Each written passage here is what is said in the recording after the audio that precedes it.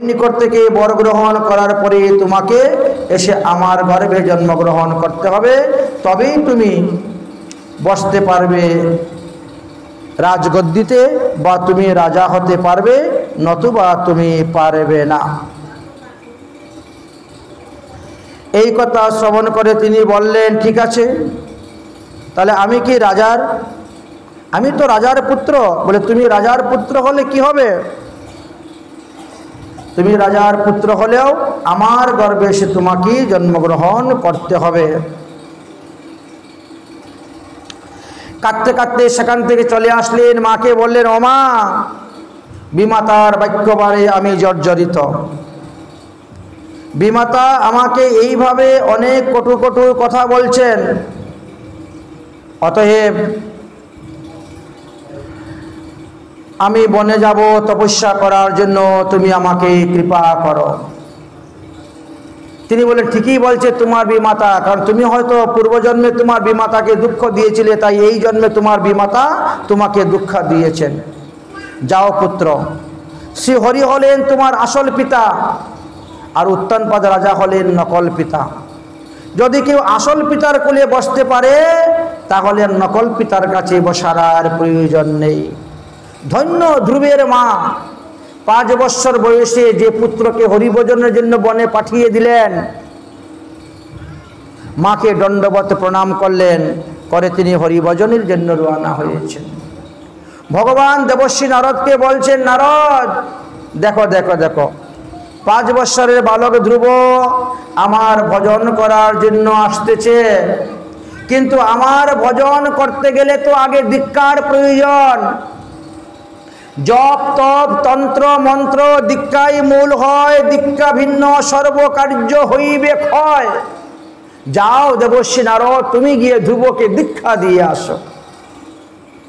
দেবর্ষী নারদ সাধুবেশ ধারণ করে রওনা হয়েছেন দীক্ষা দেওয়ার জন্য। ধ্রুব যাচ্ছেন বনে, আর দেবর্ষী নারদ বন থেকে বেরিয়ে আসতেছেন। দীক্ষা দিতে গেলেও আগে শিষ্যকে একটু বাজিয়ে নিতে হয়, পরীক্ষা করতে হয়। যাকে তাকে দীক্ষা দিতে নাই, কারণ শিষ্য যদি পাপ করে সেই পাপ গুরুকে বহন করতে হয়। তাই শিষ্য বাড়াবেন আর গড়ে হরিবল দীক্ষা দিয়ে যাবেন, বিপদ আছে। এই জন্যই তো মহাজনগণ বলছেন, বহু শিষ্য না করিবে। আকাশের মধ্যে দেখেন লক্ষ লক্ষ তারা উঠে পৃথিবীকে আলো করতে পারতেছে, আর যখন একটা চন্দ্র উঠে, বাস, তা আমার লক্ষ তারার কি দরকার, আমার একটা চন্দ্রই ভালো। এই জন্য একটু শিষ্যকেও পরীক্ষা করতে হয়। শিষ্য যেমন গুরুকে পরীক্ষা করে দীক্ষা নেয়, উনি সদ্গুরু কি না, সম্প্রদায়ের অন্তর্ভুক্ত কি না, গুরু পরম্পরা আছে কি না, উনি সদাচার পালন করেন কি না, ইত্যাদি দেখে যেমন দীক্ষা নেয়, ঠিক ঠিক তেমনিভাবে গুরুরও কর্তব্য শিষ্যকে একটু দেখিয়ে বাজিয়ে দীক্ষা নেবেন। শিষ্য কি ভজনের জন্য দীক্ষা নিচ্ছে, না দেহ শুদ্ধ করার জন্য দীক্ষা নিচ্ছে? আজকে আপনি দেহ শুদ্ধ করবেন, আর কালকে সে আবার সেই দেহটাকে নষ্ট করে দিবে। আজকে আপনি সংস্কার করে দীক্ষা দিলেন, তো কালকে দেখো মাছ মাংস খেয়ে সেই অপবিত্র দেহকে আবার অপবিত্রই করে দিল, কি লাভ হইল? এই জন্য বলছে সাবধান। দেবর্ষী নারদে আসছেন, এই বালক, তোমার নাম কি? এ কোথায় যাচ্ছ গভীর বনে? বাঘ ভালুক সব আছে বনের মধ্যে, সিংহ হিংস্র প্রাণীগণ। আমি উত্থানপাদ রাজার ছেলে, আমার নাম হয়েছে ধ্রুব। তো এখানে তুমি কোথায় যাচ্ছ? আমি বনে যাচ্ছি হরির তপস্যা করতে। আমার মা বলেছেন হরি হলো আমার আসল বাবা। আমি আমার নকল বাবার কুলে বসতে গিয়েছিলাম, কিন্তু আমার বিমাতা আমাকে বসতে দিল না, বাধা দিল, তাই আমি আসল পিতার কুলে বসতেছি। আরে বালক, হরি পদ লাভ করা এত সুলভ নয়, তুমি যা মনে করতেছ বাবা। হরি পদপদ্ম লাভ করা দুর্লভ, হাজার হাজার বছর মুনি ঋষিগণ তপস্যা করে ভগবানকে পায় না। তুমি তো 5 বৎসরের বালক, এখন তোমার খেলাধুলার সময়, এখন কি তোমার ভজন করার সময়? যাও বাড়িতে যাও, খেলাধুলা করো। না, আমি বাড়িতে যাব না। আরে তুমি বাড়িতে যাবে না তো ক্ষুধা লাগলে খাবে কি? ঘুম আসলে ঘুমাবে কোথায়? তখন কি বলছে, ধ্রুব, বৃক্ষে কি ফল দেয় না? বৃক্ষে কি ফল দেওয়া বন্ধ করে দিয়েছে? বৃক্ষের ফল খেয়ে থাকবো? পর্বতে কি গুফা নাই? পর্বতের গুফার মধ্যে আশ্রয় দিব। শ্মশানের মধ্যে কি কাপড় পরে থাকে না? শ্মশানের মৃত কাপড় ধুয়ে এনে পরিধান করব। তথাপিও আমি বাড়িতে ফিরে যাব না। তথাপিও আমি বাড়িতে ফিরে যাব না। এমন সংকল্প যখন গ্রহণ করলেন, তখন দেবর্ষি নারদ তাকে দীক্ষা দেওয়ার জন্য প্রস্তুত হয়ে গেলেন। দেবর্ষি নারদ বললেন, তাহলে আসো বাবা, আমি তোমাকে দীক্ষা প্রদান করব। দেবর্ষি নারদ যখন তাকে দীক্ষা প্রদান করলেন, দীক্ষা প্রদান করার পরে তাকে শিক্ষা দিলেন। শিক্ষা দেওয়ার পরে তাকে স্মরণাঙ্গিক ভজন শিখিয়ে দিলেন। কিভাবে সাধন ভজন করলে তিনি অতি তাড়াতাড়ি ভগবান পদপদ্ম লাভ করতে পারবেন, সেই ব্যবস্থা তাকে শিখিয়ে দিলেন। যখন এই ব্যবস্থায় তিনি পণ্ডিত হয়ে গেলেন, তখন বললেন, গুরুদেব, আপনি কৃপা করে বলুন যে কোথায় বসে ভজন করলে আমি তাড়াতাড়ি ভগবান পদপদ্ম লাভ করতে পারব। তখন বললেন, ভগবান পদপদ্ম লাভ করতে গেলে তোমাকে শ্রীধাম বৃন্দাবনে যেতে হবে। রমণং মধুবনং নামং বিষ্ণু স্নানং উত্তমং যস্যং দৃষ্টা মনুজং দেবীং সর্বতিং কামনাস্ফুরয়। শ্রীধাম বৃন্দাবনে 12টি বন আছে। 12টি বনের মধ্যে প্রথম বনের নাম হয়েছে মধুবন। এই মধুবনের মধ্যে ভগবান শ্রীকৃষ্ণ নিত্য অবস্থান করেন। এই মধুবনে গিয়ে যদি আপনি ভজন করেন, এখানে বসে 10,000 বৎসর ভজন করলে যে পুণ্যফল লাভ করতে পারবে, মধুবনে এক রাত্রি ভজন করলে সেই পুণ্যফল লাভ। অতএব তুমি চলে যাও শ্রীধাম বৃন্দাবনে। তুমি রাজার ছেলে, প্রচুর টাকা পয়সা থাকলেও তুমি এখন ভিখারি, এখন তোমার কিচ্ছু নাই সম্পদ। তাই তুমি কি করবে? 2 দিকে 2 পত্র, মধ্যে কোমল মঞ্জুরি, এইভাবে অষ্টমঞ্জুরি দিবে শ্রদ্ধা করি। বাস, তোমার বেশি কিচ্ছু লাগবে না। আর এইভাবে তুমি সেবা পূজা করতে থাকো, এর দ্বারাই তোমার মঙ্গল হবে, কল্যাণ হবে, আর কিছু তোমার প্রয়োজন নেই। এই উপদেশ দিলেন। ধ্রুব বৃন্দাবন যাওয়ার জন্য রওনা হয়েছেন। मन चल रे वृंदावन धाम, राधे राधे गाएंगे। मन चल रे वृंदावन, ओ राधे राधे गाएंगे। मन चल रे वृंदावन धाम, ओ राधे राधे गाएंगे। मन चल रे वृंदावन धाम, ओ राधे राधे गाएंगे। राधे राधे गाएंगे, श्यामा श्यामा गाएंगे। ओ राधे राधे गाएंगे, श्यामा श्यामा गाएंगे। तेरी बन जाएगी, तेरी बन जाएगी बिगड़ी काम, ओ राधे राधे गाएंगे। तेरी बन जाएगी बिगड़ी काम, ओ राधे राधे गाएंगे। मन चल रे वृंदावन धाम, ओ राधे राधे गाएंगे। बोलो राधे राधे गाएंगे, श्यामा श्यामा गाएंगे। ओ राधे राधे गाएंगे, श्यामा श्यामा गाए। तेरी बन जाएगी बिगड़ी काम, ओ राधे राधे गाएंगे। मन चल रे वृंदावन धाम, ओ राधे राधे गाएंगे। बोलो वृंदावन धाम की, राधा रानी की। ধ্রুব মহাশয় শ্রীধাম বৃন্দাবনে গিয়ে উপস্থিত হলেন। যমুনার জলে স্নান করলেন, আর স্নান করে তিনি ভজনে বসে গেলেন। এক আসনে বসে 3 দিন 3 রাত ভজন করেছেন।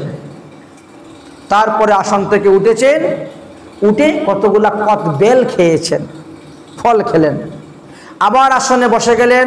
3 দিন পরে আবার আসন থেকে উঠলেন, আবার ফল খেলেন, আবার আসনে। এইভাবে প্রথম মাসের 1 মাস ভজন করলেন, দেখলেন ভগবান পদপদ্ম তো এতে লাভ হচ্ছে না, তাহলে ভজনের মাত্রা আরো বাড়াতে হবে। দ্বিতীয় মাসে নিয়ম করলেন 6 দিন পর পর আমি আসন থেকে উঠব, তবে আর গাছের ফল খাবো না, গাছের পাতা খাবো। যে সমস্ত পাতা গাছের নিচে পড়ে আছে, যে সমস্ত ফল গাছের নিচে পড়ে আছে, গাছ থেকে পেরে খাবো না।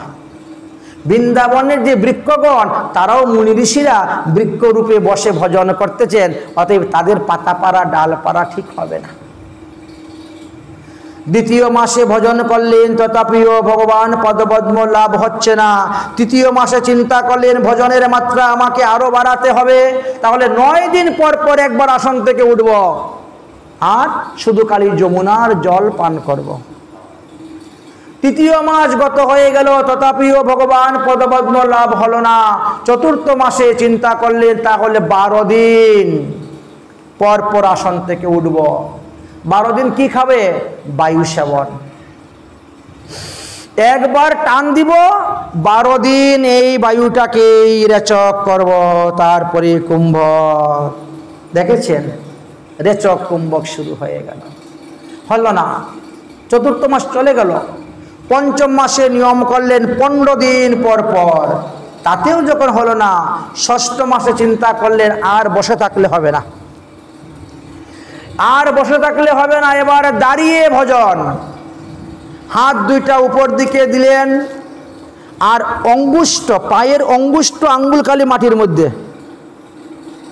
পায়ের আর সমস্ত শরীর উপরে তুলে এমন জুড়ে শ্বাস টান দিয়েছেন, একেবারে এক শ্বাস টানে পৃথিবীর যত প্রাণী ছিল সমস্ত প্রাণীগণের প্রাণবায়ুকে তিনি টেনে নিয়ে গিয়েছেন। সমস্ত প্রাণীগণ তখন হাহাকার করে যাচ্ছে, যেমন মৃতপ্রায় হয়ে যাচ্ছে, কি করবেন কোনো উপায় খুঁজে পাচ্ছেন না। সবাই গিয়ে উপস্থিত হয়েছেন ভগবান বিষ্ণুর কাছে, হে প্রভু আপনি তাড়াতাড়ি যান, ধ্রুবকে গিয়ে দর্শন দিন, না হলে পৃথিবীর প্রাণীকুল নষ্ট হয়ে যাবে, সবার শ্বাস বন্ধ হয়ে গেছে। ধ্রুব এমনই প্রাণায়াম করছেন, তিনি প্রাণায়ামের দ্বারা সমস্ত বায়ুকে রোধ করে দিয়েছেন। ভগবান তখন ধ্রুবকে দেখার জন্য বৃন্দাবনে রওনা হয়ে আসলেন। দেখা দেওয়ার জন্য আসেন নাই, দেখা করার জন্য এসেছেন। আচ্ছা, দেখা করার জন্য আসলে দেখা দেওয়াও হয়ে যায়। এই জন্য ভাগবতে বলছেন কি, দিদিক্ষতাম, দেখার জন্য এসেছেন ভক্তকে। ভক্তকে দেখার জন্য দেখেছেন। দেবতারা বলছিলেন যে আপনি বিমান পাঠিয়ে দেন, বিমান পাঠিয়ে ধ্রুবকে নিয়ে আসুন, কিন্তু ভগবান কোনো চাকর বাকর পাঠালেন না, কোনো বিমান তিনি পাঠালেন না। তিনি নিজে স্বয়ং আসলেন ধ্রুবের কাছে। এসে তো সামনে দাঁড়িয়ে আছেন, কিন্তু ধ্রুব তো চক্ষু বন্ধ, দেখতে পাচ্ছেন না। তখন তার ভিতরে ভগবান প্রবেশ করলেন। যখন ভিতরে প্রবেশ করেছেন তখন এক নজরে সে দেখে ফেলেছে, আর যেই চোখ খুলছে এমনি সামনে ভগবানকে দেখে দাঁড়ানো। ভগবান বলছেন তুমি শ্বাস ত্যাগ করো, তুমি সিদ্ধি লাভ করেছ, অতএব তুমি বর চাও আমার কাছে। ধ্রুব বলছে আমি তোমার কুলে বসতে চাই। আমার মা বলেছেন তুমি আমার আসল পিতা, আসল পিতার কুলে যে বসতে পারে সেই ধন্য। কুলে বসেছেন, ভগবান তাকে আদর করছেন। বলো তুমি কি বর চাও? আমি কিছুই চাই না। কেন? তুমি না তোমার পিতার রাজগদ্দিতে বসার জন্য আমার ভজন করলে, তপস্যা করলে, এখন তুমি বলছো কিছুই চাও না? দুর্লভং য পরম পদম, আমি সেই পদ তোমাকে দিব, চাও? চাই না। কেন চাও না? তুমি তো নিষ্কাম ভক্ত নয়, তুমি তো সাকাম ভক্ত। সাকাম উপাসনা করার জন্য তুমি আসলে, আর এখন তুমি নিষ্কাম হয়ে গেছো, বলছো আমি কিছুই চাই না। ধ্রুব তখন একটা বড় মূল্যবান কথা বলেছিলেন, হে ভগবান, যদি কোনো ব্যক্তি কাঁচ কুড়াতে যায়, কাঁচ, আপনাদের দেশে দেখেন না বোতল কুড়িয়ে নিয়ে যায়, প্লাস্টিকের বোতল, রেল স্টেশনে দেখবেন বিভিন্ন জায়গায়। কোনো ব্যক্তি যদি কাঁচ কুড়াতে যায়, আর কাঁচ কুড়াতে কুড়াতে যদি সে একটা পরশমণি পেয়ে যায়, তাহলে ওই ব্যক্তিকে আর কোনোদিন কাঁচ কুড়াবে? তো আমিও কাজ করাতে এসেছিলাম, কিন্তু আপনার মতন পরশমণিকে পেয়ে গেছি, আমার আর কাছের প্রয়োজন নেই। এত বড় সাম্রাজ্যকে তিনি কাছের মতন তুচ্ছ করে দিয়ে দিলেন। বাস, ভগবান প্রসন্ন হয়ে গেলেন। দেখো, আমি কাউকে দিয়ে কৃপা করি আর আমি কাউকে নিয়ে কৃপা করি। ভগবান কিন্তু দুরকমই আছেন, কাউকে দিয়ে কৃপা করেন, আবার কারো সব কিছু নিয়ে কৃপা করেন। আমি তোমাকে দিয়ে কৃপা করব, তুমি তো ছোট্ট ছেলে। ছোট ছেলে যেমন নিজের ভালো মন্দ বোঝে না, কিন্তু মা কিন্তু ভালো করে সাজায়।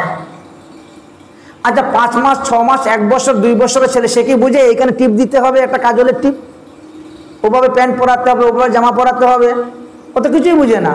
কিন্তু মা ছেলেকে সাজিয়ে খুব আনন্দ পায় দেখে। হ্যাঁ, ঠিক তেমনিভাবে ভগবান ধ্রুবকে সাজালেন। হে ধ্রুব, তুমি 36,000 বৎসর পর্যন্ত রাজত্ব করবে, 2টা বিবাহ করবে, বহু পুত্র সন্তান কন্যা সন্তান তোমার হইবে। বাল্যকালে যমুনার তীরে বসে ভজন করে তুমি আমাকে যেভাবে পেয়েছ, বৃদ্ধকালে গঙ্গার তটে বসে ভজন করে তুমি আমাকে সেইভাবেই পাবে। আমি তোমার জন্য এমন একটি স্থান তৈরি করে রাখবো, যার নাম হলো ধ্রুবলোক। চন্দ্র সূর্য তারা নক্ষত্র গ্রহ তোমার এই লোককে পরিক্রমা করবে, সপ্ত ঋষিগণ তোমাকে গ্রহ এই পরিক্রমা করবে। অতএব তোমাকে আমি সেইভাবে বরদান। তিনি বলছেন, আমার ভাই সৎমার ঘরের ভাইয়া, সৎমার দ্বারা আমি বাঁচতেই পারবো না, ওরা আমাকে মেরেই ফেলে দিবে, তো আমি 36 বছর রাজত্ব করবো কেমন করে? ভগবান বলছেন, প্রত্যেকটা জীবকে তার কর্মের ফল ভোগ করতে হয়। তোমার ভাই উত্তম মৃগয়া করতে যাবে, যক্ষদের সঙ্গে যুদ্ধ হবে, আর সেই যুদ্ধে তিনি মারা যাবেন। তোমার বিমাতা সুরুচি, তিনিও পুত্রকে খোঁজার জন্য যাবেন, আর তিনি দাবানলে অগ্নিতে পুড়ে জলে পুড়ে মরে যাবেন। এইভাবে তাদের কর্মফল ভোগ করতে হবে। অতঃপর ধ্রুব বিবাহ করেছিলেন। প্রথম বিবাহ স্ত্রীর নাম ছিল দ্রুমি, এবং দ্বিতীয় বিবাহ স্ত্রীর নাম ছিল ইলা। ধ্রুবের ঔরসে প্রথম স্ত্রী দ্রুমির গর্ভে কল্প এবং বৎস নামে 2টি পুত্র হয়েছিল, এবং ধ্রুবের ঔরসে দ্বিতীয় পত্নী ইলার গর্ভেতে উৎকল নামে 1 পুত্র আর 1টি কন্যা সন্তান উৎপন্ন হয়েছিল। ধ্রুব 36,000 বৎসর রাজত্ব করেছিলেন। বৃদ্ধকালে পুত্রদের উপর রাজ্যভার অর্পণ করে দিয়েছিলেন। সত্যযুগের কথা বলা হচ্ছে তো, এটা সত্যযুগের মানুষের মধ্যে শ্রেষ্ঠ মানুষ হলেন এই ধ্রুব মহারাজ। সত্যযুগের মানুষের পরমায়ু তো 1 লক্ষ বৎসর। 36,000 বৎসর রাজত্ব করলেন, বাকি জীবন ভজন করলেন। ভজন করার পর বৃদ্ধ বয়সে তিনি গঙ্গার তটে, মানে ওই হরিদ্বার থেকে একটু উপরে ঋষিকেশ, ওখানে বসে তিনি ভজন করতে শুরু করলেন। কিন্তু ওখানে ভজনে মন লাগতেছে না। কেন? কল কল কল কল ধ্বনি, দেখেছেন কিরকম জলের শব্দ, গঙ্গার খরতর খরতর স্রোত। এইখানে বসে ভজন হবে না, আমি বদ্রীনাথে চলে যাই। মা গঙ্গা স্বয়ং প্রকট হয়ে গেছেন, প্রকট হয়ে বলছেন, বাবা ধ্রুব, তুমি আমারই স্থান ত্যাগ করে যেও না বাবা, এখানে বসে ভজন করো। ও মা, তোমার এখানে ভজন করবো কেমন করে? তোমার যে শব্দ, সা সা সা সা জলের শব্দ, এতে আমার ভজন নষ্ট হয়ে যায়। বাবারে, আমি কথা দিলাম, তোমার ভজনের 1 কিলোমিটার আগের থেকে আমি শব্দ বন্ধ করে দেব। তোমার ভজনের 1 কিলোমিটার পর যাওয়ার পরে গিয়ে আমি শব্দ করব।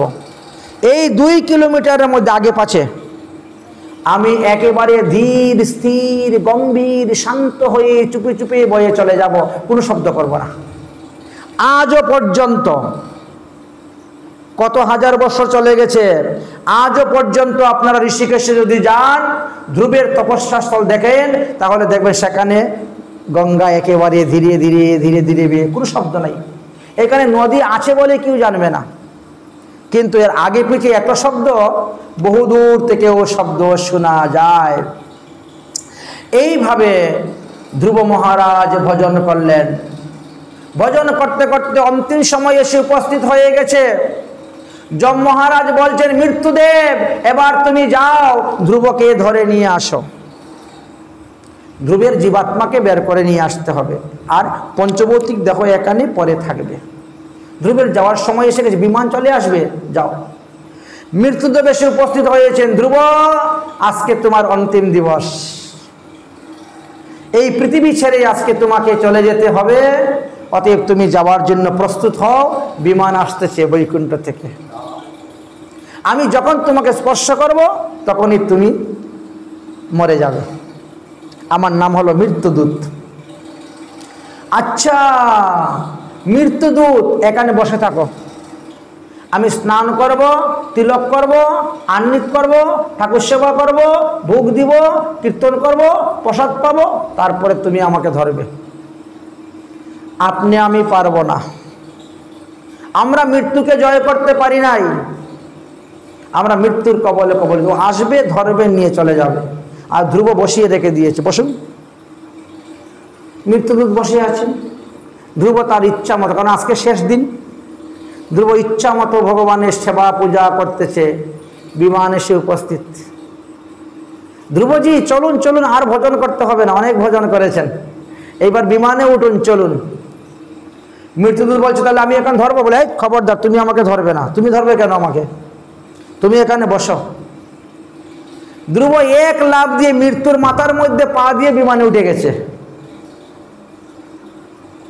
মৃত্যুর মাথার মধ্যে পা দিয়ে বিমানে উঠে গিয়েছেন, বিমান চলছে।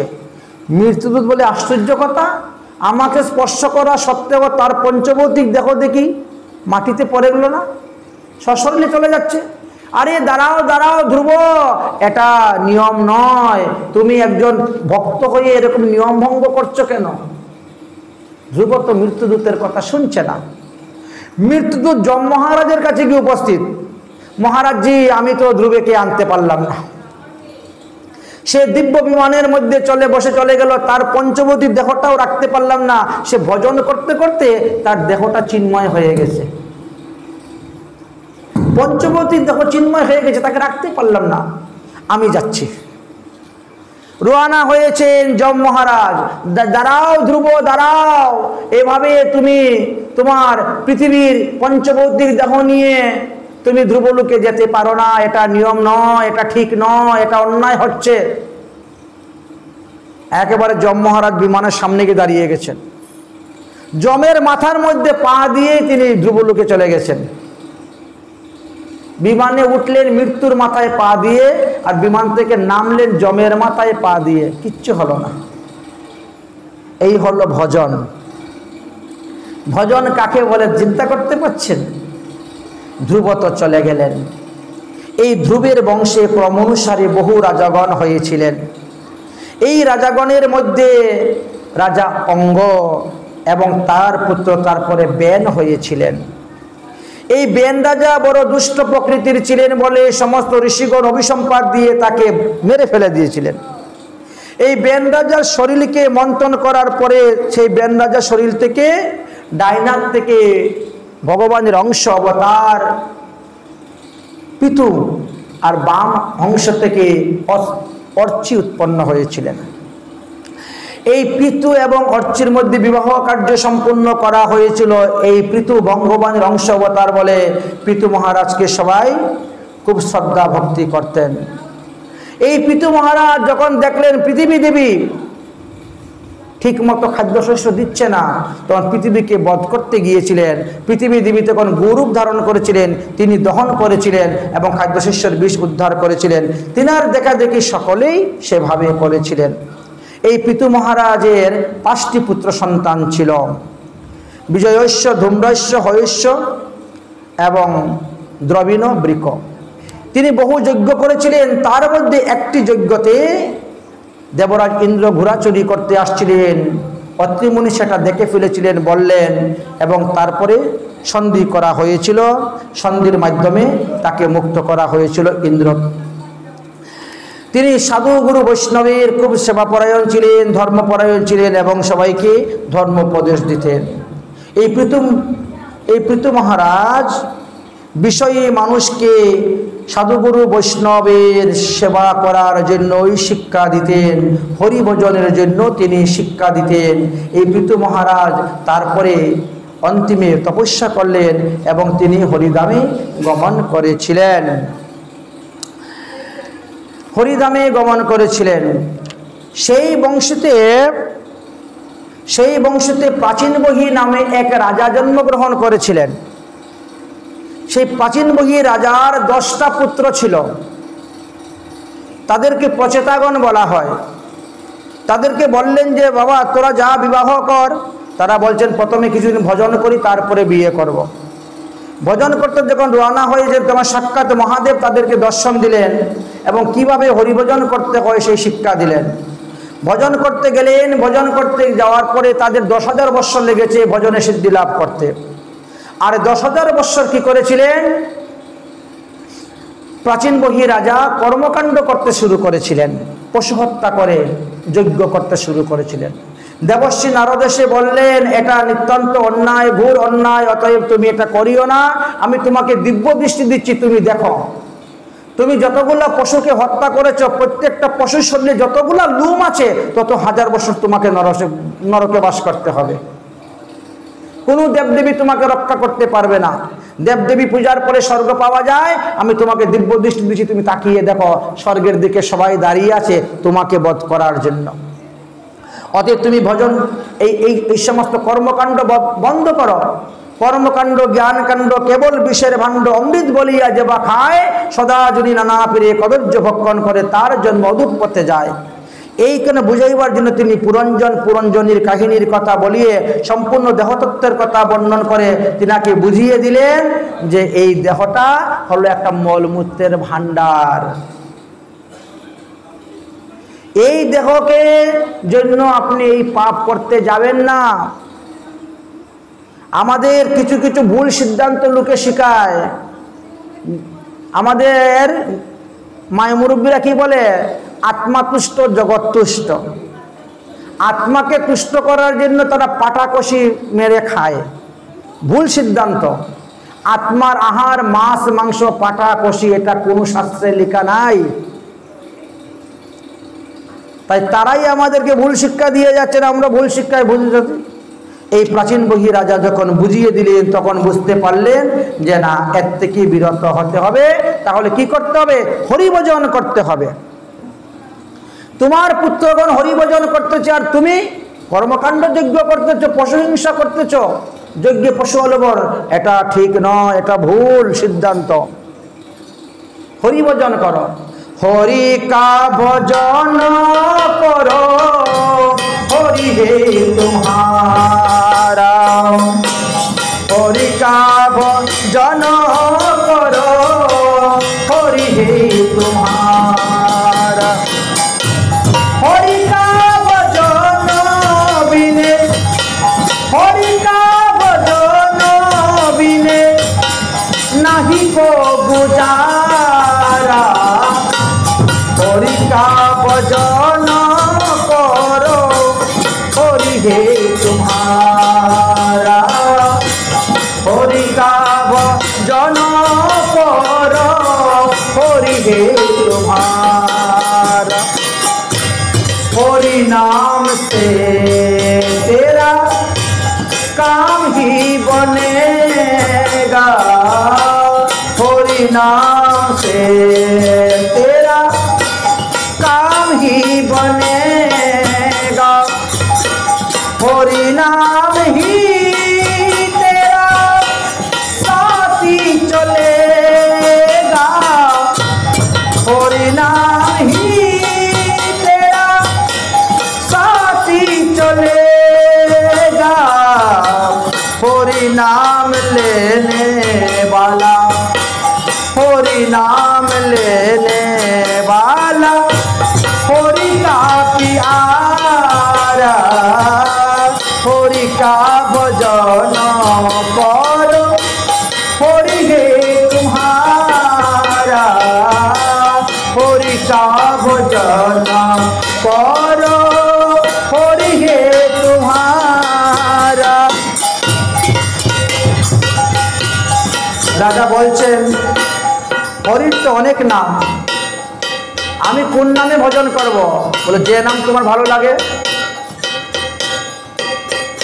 कोई के है राधे श्याम, कोई के है सीताराम, कोई के है राधे श्याम, कोई के है सीताराम, कोई गिरधारी गोपाल, कोई राधा माधव लाल, कोई गिरधारी गोपाल, कोई राधा माधव लाल, भक्त बसल प्रभु भक्त प्यारा, हरि का भजन करो, हरि हे तुम्हारा, हरि का भजन करो, हरि हे तुम्हारा। प्राचीन बही राजा तখন বুঝতে পারলেন একমাত্র হরিভজন ছাড়া আর মুক্তির কোনো উপায় নেই। দেবদেবীর পূজা করে যে কর্মকাণ্ড করে স্বর্গে যাওয়া যাবে, স্বর্গে বেশি দিন থাকা যাবে না। ক্ষীণং পুণ্যং মৈত্রলোকং বিশন্তি, কোনো লাভ হবে না। তাই তিনি তখন হরিভজন করতে শুরু করলেন। এই প্রচেতাগণ ভগবান পদপদ্ম লাভ করলেন। ভগবানকে বললেন, হে ভগবান, আমরা এমন একটি নারীকে দেন যে নারীকে বিবাহ করলে পরে আমরা সংসার বন্ধনে লিপ্ত না হই। ভগবান বললেন, ব্রাক্সী মারিসাকে তোমরা বিবাহ করো। তখন 10 ভাই মিলে ব্রাক্সী মারিসাকে বিবাহ করেছিলেন। আপনারা জানেন দ্রৌপদীর পঞ্চস্বামী, কিন্তু ব্রাক্সী মারিসার 10 জন স্বামী ছিলেন। সেই ব্রাক্সী মারিসার গর্ভেতে প্রচেতার ঔরসে দক্ষ, দ্বিতীয় দক্ষ জন্মগ্রহণ করেছিলেন। তিনি ছাগলের মুন্ড থেকে মুক্ত হওয়ার জন্য। সেই দ্বিতীয় দক্ষের 60টি কন্যা আর 11,000 পুত্র ছিল। প্রথম দক্ষের 16টি কন্যা ছিল। দক্ষ 2 জন। প্রথম দক্ষ হলেন ব্রহ্মার আঙ্গুল থেকে জন্ম হয়েছিল, আর দ্বিতীয় দক্ষ প্রচেতার ঔরসে মারিসার গর্ভে জন্মগ্রহণ হয়েছিল। এই জন্য অনেকে কি করে, 2 দক্ষকে 1 বানিয়ে দেয়। এটা কিন্তু ভুল সিদ্ধান্ত, আলাদা আলাদা। যখন দেখা গেল যে প্রিয়ব্রত উত্তানপাদ রাজার বংশ শেষ, তখন প্রিয়ব্রতকে ডেকে আনা হলো। প্রিয়ব্রত আসলেন এবং তিনি বিবাহ করলেন। তিনার 10টি পুত্র সন্তান হয়েছিল এবং সেই 10টি পুত্র সন্তানের মধ্যে তিনি 3 জন পুত্র,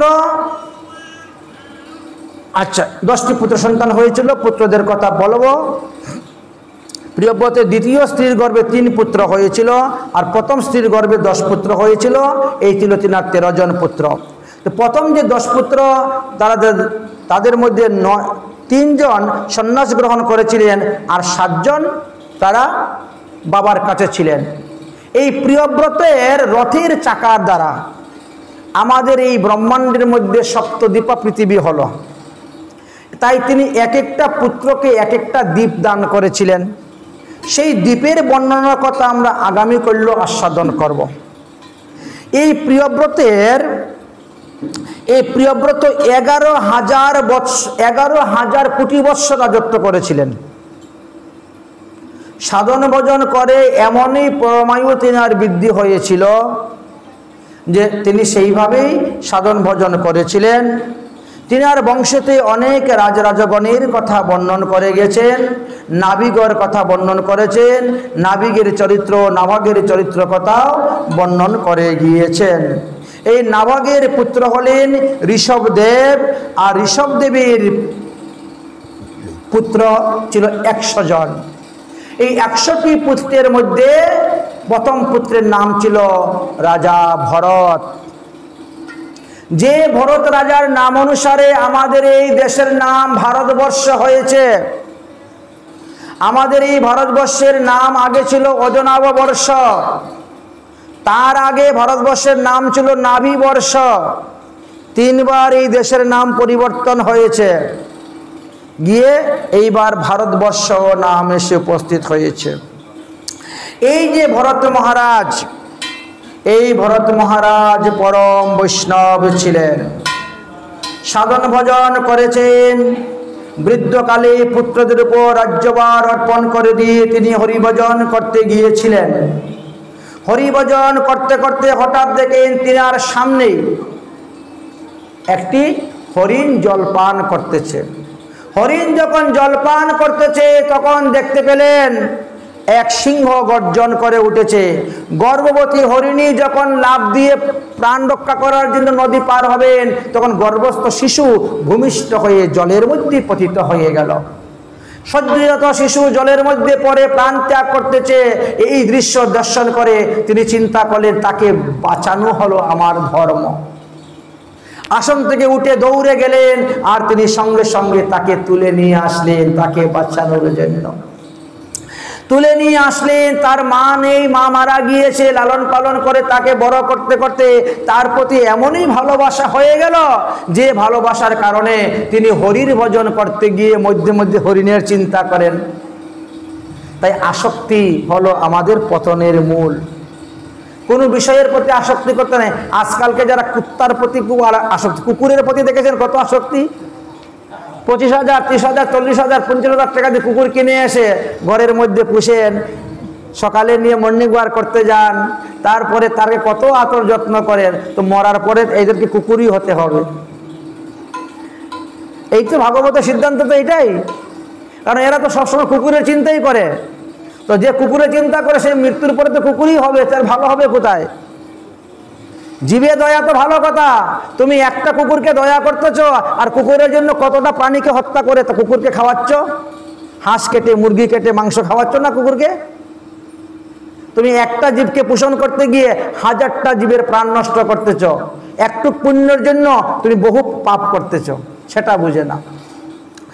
তাই তিনি হরির চিন্তা করতে গিয়ে হরিণের চিন্তা করেছিলেন বলে তিনার মৃত্যুর সময়ে কি হলো, যমদূত যখন নিয়ে গেল তখন বলছে, তোমার তো পুণ্য অনেক আছে কিন্তু একটু পাপ আছে, তুমি আগে পাপের ফল ভোগ করবে না পুণ্যের ফল ভোগ করবে?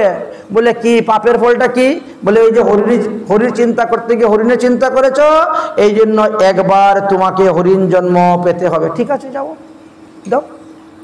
তিনি হরিণ জন্ম আসলেন কোথায়? নেপালে কালাঞ্চন পর্বতে গণ্ডকী নদীর তীরে হরিণ জন্ম তিনি লাভ করলেন। সেই হরিণ জন্মেতে তিনি ভগবানের কথা স্মরণ ছিল, তিনি ছিলেন জাতিস্মর। তিনার মনে আছে যে পূর্বজন্মেতে আমি এই অপরাধ করেছিলাম, তার কারণে আমাকে হরিণ জন্ম পেতে হয়েছে, মনে ছিল। তাই এই জন্মে আর প্রারব্ধ কর্ম করব না। তো প্রারব্ধ কর্ম করবেন না তো খাবেন কেমন করে, চলবেন কেমন করে? কোনো কিছু করলেই তো হয় পাপ উৎপন্ন হবে, পুণ্য উৎপন্ন হবে। তিনি কি করলেন? সমস্ত মুনি ঋষিদের আশ্রমে আশ্রমে ঘুরে বেড়াতেন। মুনি ঋষিরা যখন প্রসাদ পাওয়ার পরে উচিষ্ট ফেলতেন, সেই উচিষ্ট তিনি ভোজন করতেন। আর মুনি ঋষিরা যখন হরিকথা বলেন তখন তিনিও সেখানে বসে বসে হরিকথা শ্রবণ করতেন। আরে বুঝি আর না বুঝি কানের মধ্যে গেলেই লাভ হরিকথা, এই জন্য তিনি হরিকথা শ্রবণ করতেন। এইবার তিনার এই দেহ পতন হলো, আর এই দেহ পতন হওয়ার পর তিনি এক ব্রাহ্মণের পুত্ররূপে জন্মগ্রহণ করেছিলেন। পূর্বজন্মে জাতিস্মর ছিলেন বলে বাল্যকাল থেকে তিনি কারোর সঙ্গে কোনো কথাবার্তা বলেন না, খেলাধুলা করেন না, কাজকর্ম করেন না, এই জন্য তার নাম রাখলেন জড়ভরত। কিছুদিন পরে উপনয়ন সংস্কার হলো, এবার তিনার বাবা মারা গেলেন। সৎমা ছিল, সৎমার কাছে তার দায়িত্ব দিয়ে আপন মা মারা গেলেন। সৎমার ঘরে ভাইয়েরা তার উপর অত্যাচার করতে শুরু করলেন। সেই অত্যাচারে জর্জরিত হয়ে তিনি সংসার থেকে বেরিয়ে চলে গেলেন। কিন্তু কপাল এতই খারাপ, ডাকাইতের দলের মধ্যে পড়লেন, সেখান থেকে কোনো রকম উদ্ধার হয়ে তারপর সেখান থেকে বেরিয়ে গেলেন।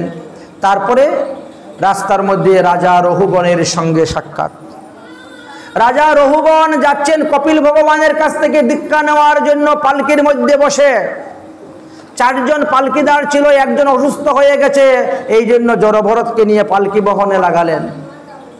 জড়বহর যখন রাস্তা দিয়ে হাঁটেন তখন দেখেন একটা পিপিলিকাও যেন পায়ের নিচে পড়ে না মারা যায়। এই জন্য কখনো লাফ দেন, কখনো ধীরে হাঁটেন, কখনো দ্রুত বেগে হাঁটেন, কখনো পা লম্বা করে হাঁটেন, কখনো শর্ট করে হাঁটেন। কিন্তু পালকি বহনের সময় সমান তালে পা ফেলে যেতে হবে 4 জনকে, না হলে ওই পালকির মধ্যে কাঁট রাজার মাথার মধ্যে লাগে, আঘাত লাগে। রাজা তাতে দুঃখ পেয়ে বলছেন, এই তুমি জানো আমি হলাম সিন্ধু দেশের রাজা রঘুগণ, আমি ইচ্ছা করলে তোমাকে পিঠের ছাল তুলে দিতে পারি, তোমার স্বভাবের পরিবর্তন করতে পারি, তোমাকে প্রাণদণ্ড দিতে পারি। তখন জড়বড় চিন্তা করলেন, এই রাজা এখনো পাত্রই তৈরি হয় নাই দীক্ষা গ্রহণ করার, আর সে যাচ্ছে কপিল ভগবানের কাছ থেকে দীক্ষা নিতে। কপিল ভগবান তো তাকে দীক্ষা দিবেন না, আর আমি যাচ্ছি তাকে কাঁধে করে বহন করে নিয়ে। তখন ভগবান বলবেন, কিরে জড়ভরত, তোমার মতো সাধুর সঙ্গ করলো 7 দিন, তাকে কাঁধে করে নিয়ে তুমি আসছো আমার কাছে দীক্ষা দেওয়ার জন্য, তাকে একটু পাত্র বানাতে পারলে না? সাধুদের কাজ হলো অপাত্রকে পাত্র তৈরি করা, অপাত্রকে পাত্র বানানো, অসুচিকে সূচি বানানো, অপবিত্রকে পবিত্র বানানো, কুসংস্কারকে সুসংস্কার করা, এগুলোর কাজ হলো সাধুদের। তখন ভগবান কপিল দেব আমাকে বলবে, আর আমাকে উদ্দেশ্য করে সব সাধুদের দুর্নাম হবে, বদনাম হবে। যদিও জন্মের পর থেকে আমি কারোর সঙ্গে কোনো কথা বলি নাই, কিন্তু আজকে আমি রাজার সঙ্গে কথা বলতেই হবে। তাই তিনি রাজার সঙ্গে কথা বলতে শুরু করলেন, হে রাজন, আপনি আমাকে মারলেও আমার স্বভাবের পরিবর্তন হবে না, কারণ আপনি তো আমার দেহটাকে মারবেন, আপনি আমার আত্মাকে তো মারতে পারবেন না। আমি বলতে তো আত্মা, আমি বলতে দেহ নয়। আমি আগে কত কত জনিতে ছিলাম, কত কত জন্মগ্রহণ করে এইবার আমি এই মনুষ্য কুলে এসেছি। অতএব আপনি আমার স্বভাবের পরিবর্তন করতে পারেন। কেন? তোমাকে মারলে তুমি দুঃখ পাবে না বলে না? আত্মা আবার দুঃখ পায় নাকি? কিচ্ছু নেই। আত্মা এমন এক বস্তু, একে আগুনে পুরানো যাবে না, জলে ভিজানো যাবে না, রৌদ্রে শুকানো যাবে না, অস্ত্র দিয়ে কাটা যাবে না। আমি হলাম সেই, এটা তো আমার দেহ। এইরকম কত দেহ ধারণ করেছি, কত দেহ ত্যাগ করে এসেছি। অতএব দেহকে প্রহার করলে আত্মার স্বভাবের পরিবর্তন হবে না, আমার স্বভাবের পরিবর্তন হবে না। ওরে রাজন, হই না জানিয়া লাখো জানো যদি, সে জানা কেবল ছাই। হরি না জানিয়া লাখো জানো যদি, সে জানা কেবল ছাই। নিতান্ত জানো ভাই, তুমি নিতান্ত জানো ভাই। হরি নাম মনি হৃদয়ে না ধরি, কি ভূষা ভূষে চোগায়, তুমি কি ভূষা ভূষে চোগায়। সোনায় রূপায় জড়িয়া থাকিলে, জমে না ছাড়িবে তাই। সোনায় রূপায় জড়িয়া থাকিলে, জমে না ছাড়িবে তাই। হে রাজন, আপনি হাজার জানেন, কোটি জানেন, লাখো জানেন, কিন্তু হরিকে না জানলে সব ছাই, সব বেকার। হরিকে জানতে হবে। তখন একটু বসে গেলেন। দুজনের মধ্যে কথাবার্তা হতে হতে হতে হতে 6 মাস ওই কানে বসেই সাধুসঙ্গ সৎসঙ্গ হতে হতে রাজা তখন বুঝতে পারলেন। তখন রাজা রঘুগণ বললেন, মহারাজ জড়ভরত, আমি আর কপিল ভগবানের কাছে দীক্ষা নিতে যাব না, আমি এখন তোমার কাছ থেকে দীক্ষা নিব। তুমি আমার গুরুদেব, তুমি আমাকে দীক্ষা মন্ত্র প্রদান করো। যিনি কৃষ্ণ তত্ত্ববেত্তা তিনি গুরু হয়, যিনি কৃষ্ণ তত্ত্ব দান করবেন তিনিই গুরু হয়ে থাকেন। তাই দেখেন, এই তো গুরুপরম আশ্রয় করে নিলেন। আশ্রয় করে নিয়ে তিনি ভজন করতে শুরু করে দিলেন। সদ্গুরুর চরণাশ্রয় করে ত্যাগ বৈরাগ্য এসে গেল মনের মধ্যে। তখন বলছেন কৌরাঙ্গ কপিন লইয়া চিরাকাতা গায়ে দিয়ে ত্যাগিব সকল বিষয়, কৃষ্ণে অনুরাগ হবে ব্রজের নিকুঞ্জ কবে যাইয়া করিব নিজালয়, হরি হরি কবে মোর হইবে সুদিন। নিয়ে যাও।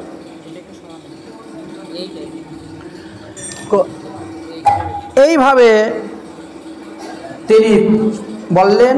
তো আজকের মতন ভাগবত কথা আমাদের জড়ভরত উপকান পর্যন্তই ছিল। আমরা জড়ভরত উপকান পর্যন্ত এসে উপস্থিত হয়ে গেছি। আজকের মতো ভগবতী কথা আমাদের এখানেই বিশ্রাম। শ্রীমৎ মহাপ্রভুর কৃপা হলে আগামী করল তার পরবর্তী বিষয়গুলো আস্বাদন করব। বিকাল ঠিক 4টা থেকেই আমাদের ভাগবত কথা শুরু হয়ে যাবে। আজকের মতো হরিকথা এখানেই বিশ্রাম। বলো শ্রীমদ্ ভাগবত মহাপুরাণ কি। সব ভিডিও করো।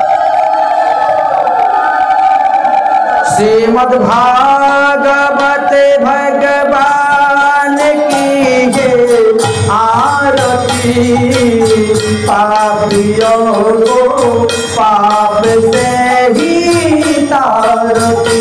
श्रीमद् भागवत भगवान की है आरती, पापियों को पाप से ही तारती। ये अमर ग्रंथ ये मुक्ति पंथ ये पंचम वेद निराला, नवयुग जगाने वाला, हरि नाम योगी हरि धाम योगी, हरि नाम योगी हरि धाम योगी। ये जगत मंगल की आरती, पापियों को पाप से ही तारती। श्रीमद् भागवत भगवान की आरती, पापियों से तारती। ये शांति गीति पावन पुनीत, पाप मिटाने वाला, हरि दर्शन कराने वाला। ये शांति गीति पावन पुनीत, पाप मिटाने वाला, हरि दर्शन कराने वाला। ये शुभ करनी ये दुख हरनी, ये शुभ हरनी ये दुख हरनी। श्री गिरिधारी को आरती, पापियों को पाप से ही तारती। श्रीमद् भागवत भगवान की आरती, पापियों से पाप से ही तारती। ये मधुर पुल शत पंच पुल शत मार्ग दिखाने वाला, जीवगिरी बनाने वाला। ये मधुर पुल शत पंच पुल शत मार्ग दिखाने वाला, ये बिगिरी बनाने वाला। श्री राम योगी घनश्याम योगी, श्री ये जगत मंगल की आरती, पापियों को पाप से ही तारती। श्रीमद् भागवत भगवान की है आरती, पापियों से पाप तारती। हरे कृष्ण कृष्ण कृष्ण हरे हरे, हरे राम राम राम हरे हरे। हरे कृष्ण हरे हरे, हरे राम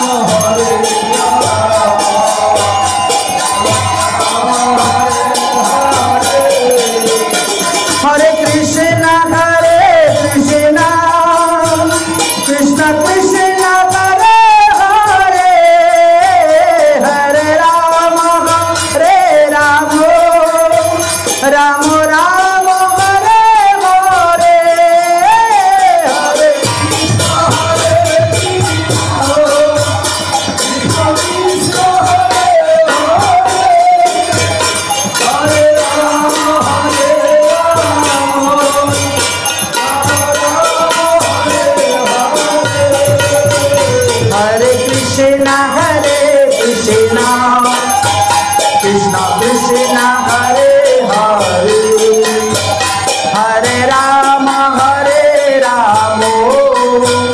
राम राम हरे हरे हरे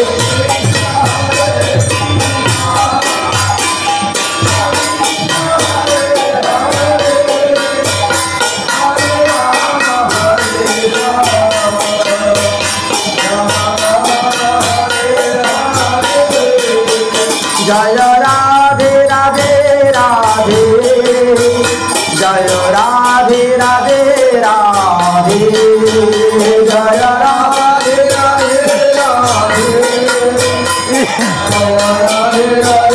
राधे जय राधे राधे राधे जय राधे राधे राधे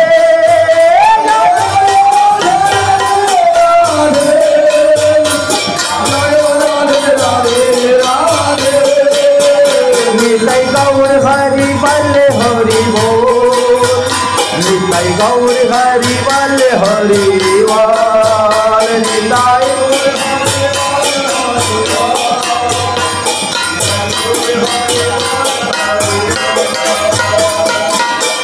बोलो श्रीमद् भागवत महापुराण के श्री कृष्ण दिव्यास जीओ के श्री शुक मुनि के श्री सुत मुनि के परीक्षित महाराज के सनकादि ऋषिवृंद के हरिनाम संकीर्तन के कोल करताल के गवैया बजैया के अपन अपन गुरुदेव के अपन अपन ईश्वरदेव के आज के आनंद की गौर विष्णुप्रिय मंदिर की भागवत सप्ताह ज्ञान यज्ञ के भागवत सप्ताह ज्ञान यज्ञ द्वितीय दिवस की जय जय श्री राधे श्याम निताई गौर हरे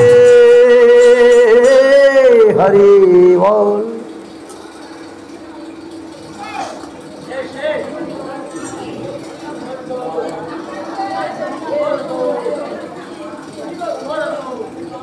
দাঁড়াও সবাই দাঁড়াও।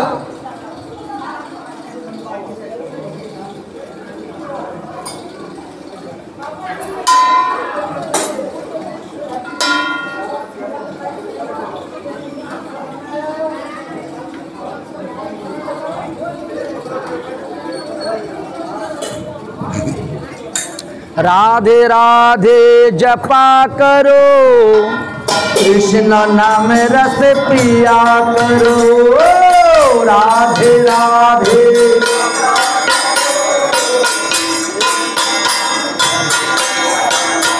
ओ राधे राधे जपा करो कृष्ण नाम रस पिया करो राधे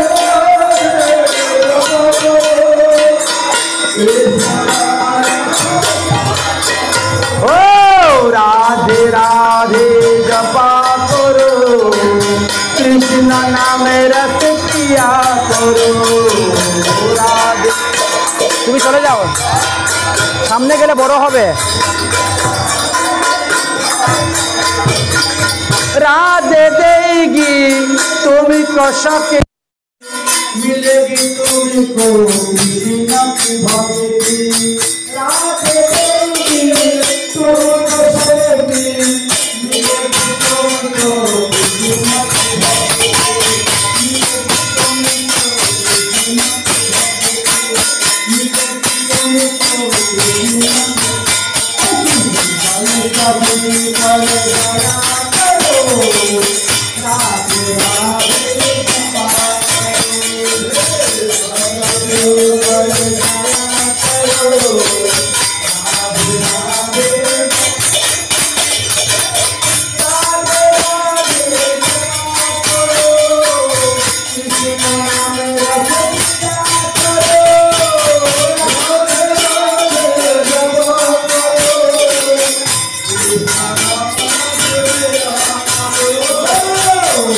राधे